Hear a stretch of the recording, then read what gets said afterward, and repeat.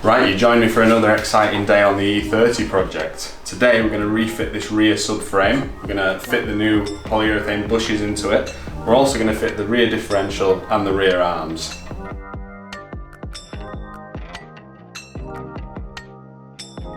In previous videos you saw me drop this rear beam from the car and get it refinished in black, and it's been sitting around in the garage for about a year, to be honest. Luckily it's survived and it's still in good condition, but it's pretty exciting to be finally putting it back on the car. First things first, we ought to fit new rear subframe bushes into this beam. And if you remember from previous videos, I had an absolute battle getting those OE bushings out off the car, where they ended up staying. It's in a previous video which I'll link down below. But I think there's no chance of me putting OE bushings back in this subframe because I never want to do that again. So it's a great opportunity to actually upgrade to polyurethane, which is what we're going to do. So these are the Flo-Flex E30 rear subframe bushings. They are 80 Shore A stiffness, so they're quite similar to PowerFlex Purple. So they're stiffer than OE, but they aren't like PowerFlex Black. They are a bit more compliant, so they're good for the road. And this is what you get in the kit. A lot of these polyurethane rear subframe bushings are actually cut in two halves, and these are a little bit different because they're solid. So when I first opened them, it was a bit confusing about which way up they actually go. Having done a little bit of research, it seems like they go together just like this. Let me show you. So that washer goes on there, that washer goes on there. This goes this way up because it actually fits into that washer. This goes on here. This bar would be this way up inside it. I'm not going to put it in just now because it's going to make it difficult for me to put the bushing into the actual subframe. Initially the quality looks very good, to be honest, and I've had a few PowerFlex bushings in the past, so I've got a reasonable point of comparison. They're a lot cheaper than PowerFlex, interestingly. I'll put a link to these in the description. Right, so I've brought the rear beam up onto the bench now, and before I go ahead and try and fit these new bushings, I've noticed a point of difference. On some other polyurethane bushings, you notice a slot cut into the side of the bushing, and that's for these locating nipples, which I assume are there on the rear subframe, just to prevent the bushing from spinning, the OE bushing at least. They don't protrude a long way, so I suspect if I heat this up and lubricate this, I'll be able to get it in there anyway, but just a point to note.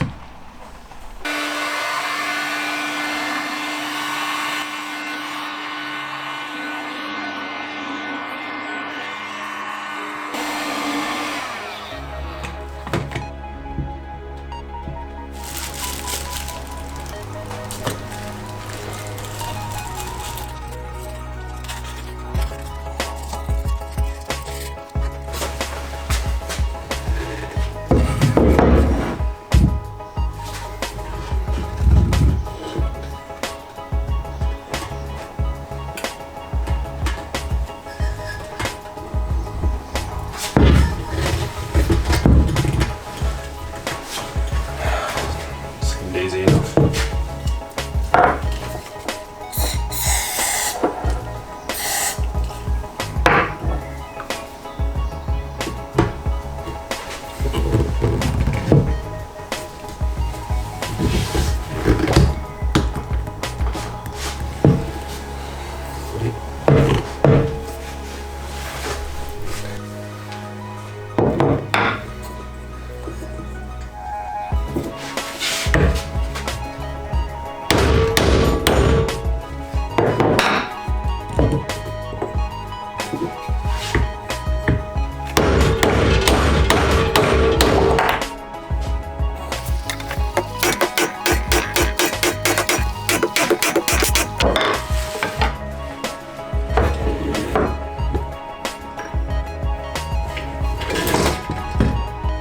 About right, that. Good.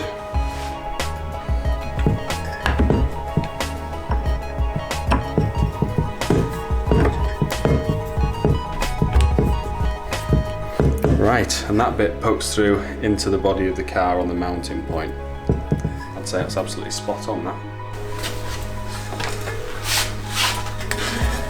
Right, let's get the other one done.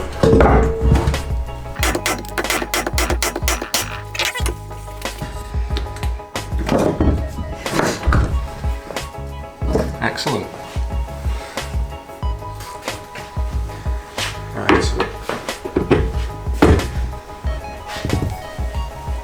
go, both in. With those rear beam bushings in, the beam is ready to go back onto the car. I've just laid it out with the rear arms so I can just make sure I'm confident of the orientation of everything, and it's looking pretty good. Now, because I know these rear arms are heavy and pretty bloody awkward to handle, I think I'm going to do something a bit unorthodox and actually fit the arms to the beam before I fit the whole lot to the car. I know it'll make it very heavy, but I just think it'll be a little bit easier. A quick recap on these rear arms. These are actually the rear arms that came with the car. It's a 316, so these are drum brakes, but I want discs, of course. So I've picked up these quite early on in the project. I've got a couple of previous videos about reinforcing the rear arm and refinishing that, fitting new bearings, that kind of stuff. So you can look back at that if you're interested. Since then, I've also fitted the rear brake shields and pressed on the rear hubs too. Don't do those in the wrong order, ask me how I know. You might notice these rear brake shields look a bit worse for wear. They're a bit bent and dinged up. Now the reason for that is I'm actually going to fit larger rear discs than would be standard, so I've had to hammer this flat. And I'm also fitting larger calipers, so I've had to trim it too, which is why I didn't buy new, because I was going to be mutilating it anyway. That's because we're doing a 5 lug swap. The eagle-eyed among you may have already noticed there are 5 lug holes on this hub that I've pressed on, not the standard 4 from an E30. I'm going to go into the 5 lug swap in a lot more detail in a separate video, but for now, let's focus on getting this buttoned up and back on the car.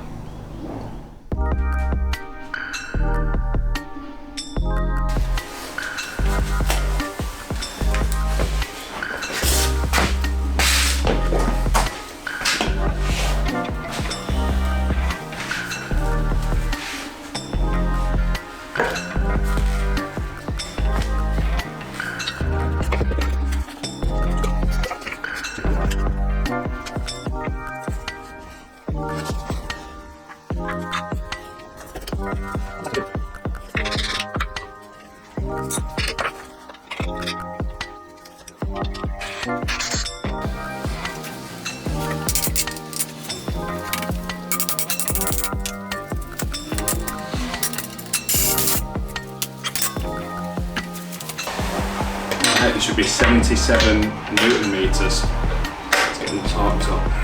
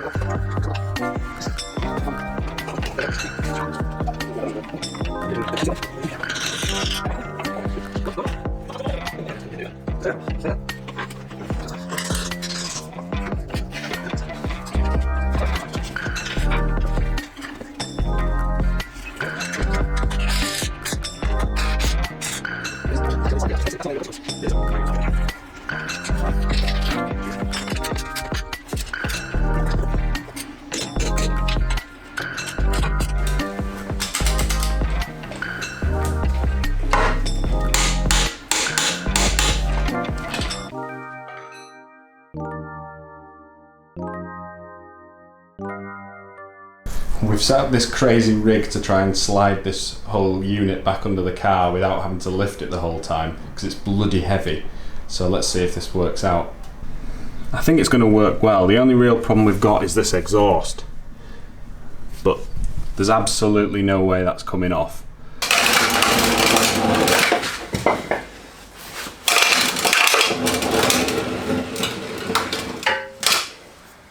Bit more. Yeah, I wouldn't have. What? Well, whatever you did.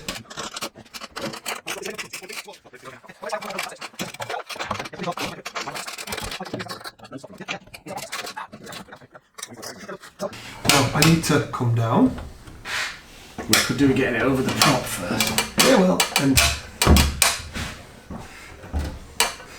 Right, mine is near the hole. Mine's never going to be with that prop there. We found the problem, haven't we?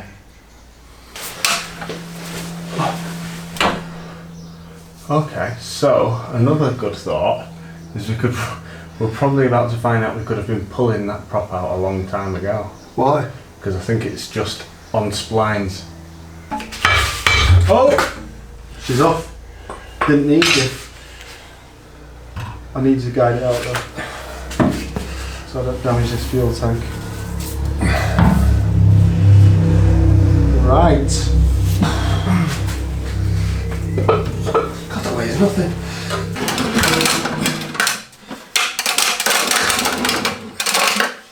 Don't pull the actual I'm not pulling, arm. I need to lift it over You just this have to wait a exhaust. second, because I need to come closer. I'm waiting.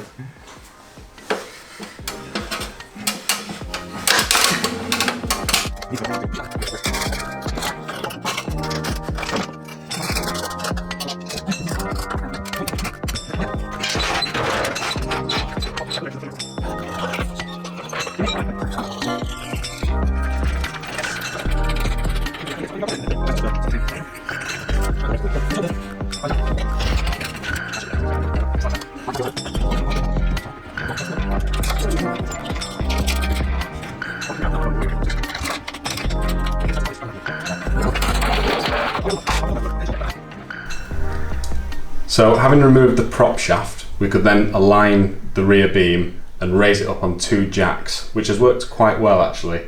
It's almost all the way on, but we've run into a little snag, and it was one I was worried about.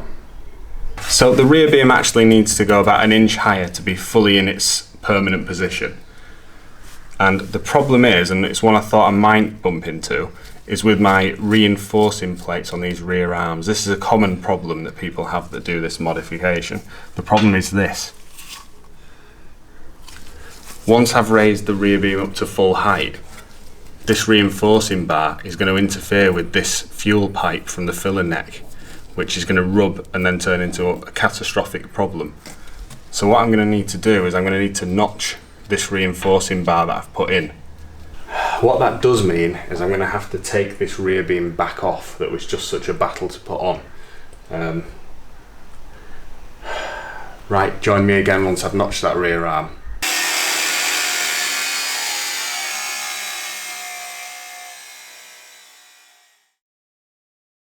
So here we are a week later. I was feeling pretty deflated last week, having found out that my rear arm reinforcing was going to be a problem and needed notching.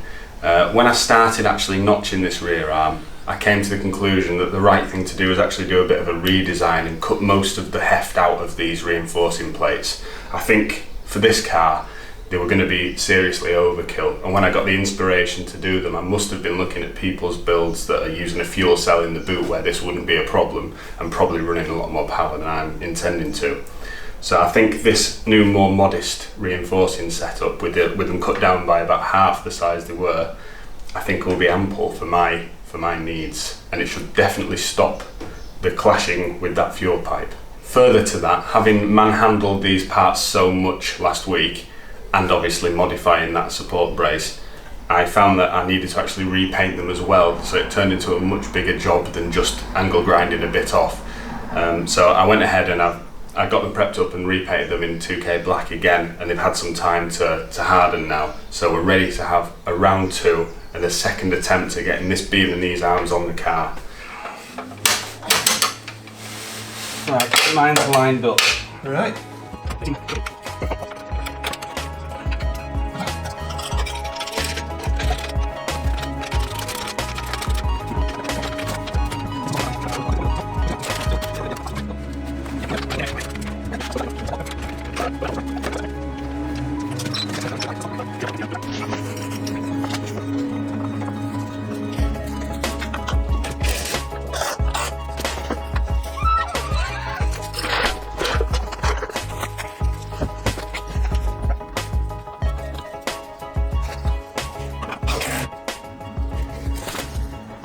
So that's the rear beam and rear arms back on, and it was actually much easier second time around. We didn't even scratch up the new paint finish, which is a pleasant surprise.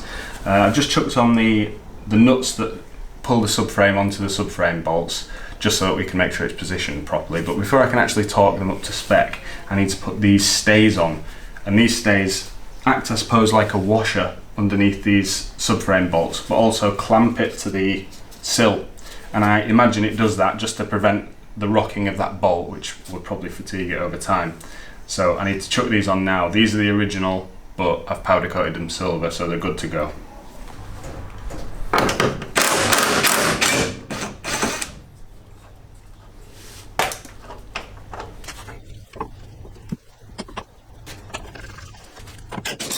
So now we've got the stay on, it's time to actually torque up these subframe bolts. I've seen a variety of torque specs for these. I'm going to go for in the middle, which is 120 Newton meters, so hopefully that's fine. And if it's not, they're accessible, so I can always come back and change it at a later date.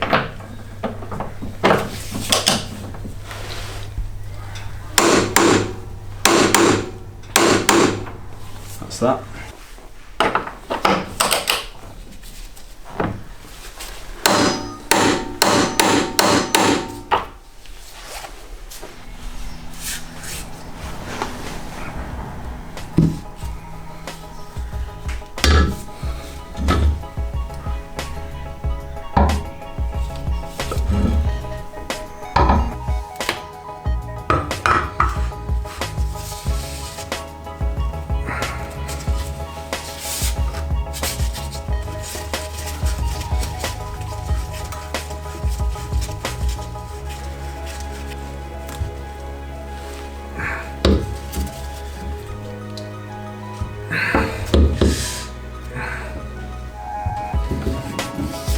I think that's probably good.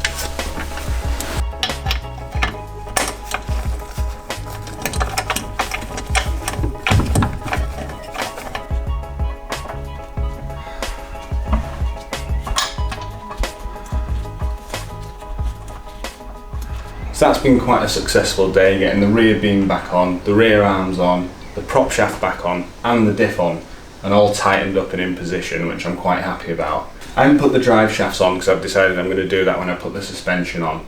And next I should be doing the suspension and the brakes, and that will be where I explain how I'm doing the 5 lug swap on the rear. So please do subscribe if you're interested in finding out about that. A final thing to mention is my adjustment of my rear arm bracing seems to have been successful. There'd have to be literally no spring for that to be of any concern now, so I'm really chuffed with that.